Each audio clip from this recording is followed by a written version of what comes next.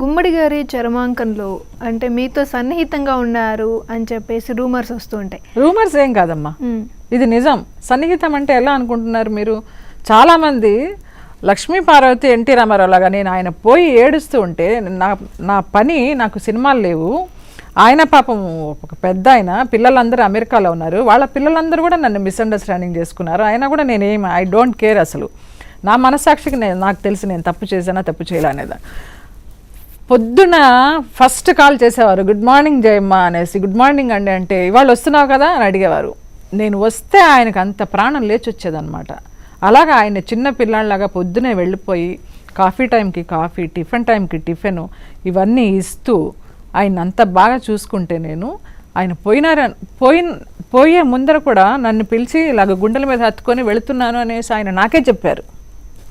వాళ్ళ పిల్లలు ఉన్నారు, వాళ్ళ పిల్లలందరూ అమెరికాలో ఉంటే నా ఫోన్ నుంచి ఫోన్ చేయించి ఐఎస్డి చేయించి నేను మాట్లాడించాను. నాన్నతో మాట్లాడండి అని వాళ్ళు కంగారు పడతారనేసి. వాళ్ళతో బాగా మాట్లాడారు, బాగానే ఉన్నాను, నేను రేపు పొద్దున వచ్చేస్తాను, నన్ను జయమ్మ బాగా చూసుకుంటుందని. ఆ మిడ్ నైటే పోయారు ఆయన. పోతే అలా నేను చూసుకుని ఆయనకి పిచ్చి, కార్డ్స్ పిచ్చి, డ్రింక్స్ పిచ్చి, ఏ ఊరు వెళ్ళినా, దుబాయ్ వెళ్ళినా, సింగపూర్ వెళ్ళినా ఆయన కోసం ఎన్ని బాటిల్స్ తెచ్చేదాన్ని అవన్నీ చూసుకుని మురిసిపోతూ ఉండేవారు. తాగేవారు కాదు, అలాగే ఒక షో పీసెస్ లాగా పెట్టుకునేవారు, నాకు జయమ్మ తెచ్చిందని.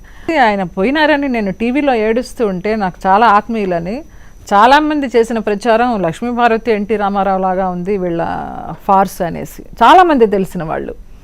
అసలు ఒక తండ్రి వయసు ఆయన్ని పట్టుకొని వాళ్ళ చిన్న కూతురు కంటే 3 సంవత్సరాలు చిన్నదాన్ని నేను. ఎలా ఉంటుందో చూడండి ప్రపంచం. అసలు అసహ్యం వేసింది. నాకు తెలుసు, పైన ఉన్న ఆయన ఆత్మకు తెలుసు, చివరి క్షణాల్లో అయినా ఆయన సాటిస్ఫాక్షన్గా ఉంటారనే ఒక ఆలోచన తప్పించి ఆయనకి ఏ ఇష్టమైన ఫుడ్ అయితే ఆ ఇష్టమైన ఫుడ్ చేసుకెళ్ళటం. ఆ వయసులో నాకేం పని? నేను ఇంకెవరైనా వయసు అయిన వాడిని పట్టుకోవచ్చు కదా, వయసు ఉన్నవాడిని, గొప్పవాడిని, అందగాడిని పట్టుకోవచ్చు కదా, నాకు డబ్బులన్నా వస్తాయి కదా. ఆయనకి ఆస్తి లేదు, వయసు లేదు, ఏ తోడు లేదు, ఆయనతోటి నేను ఎందుకు స్పెండ్ చేయాలి టైము? ఒక మానవత్వంతో నేను వెళితే మనం పుణ్యానికి పోతే పాపం ఎదురైందని అలా అన్నారు.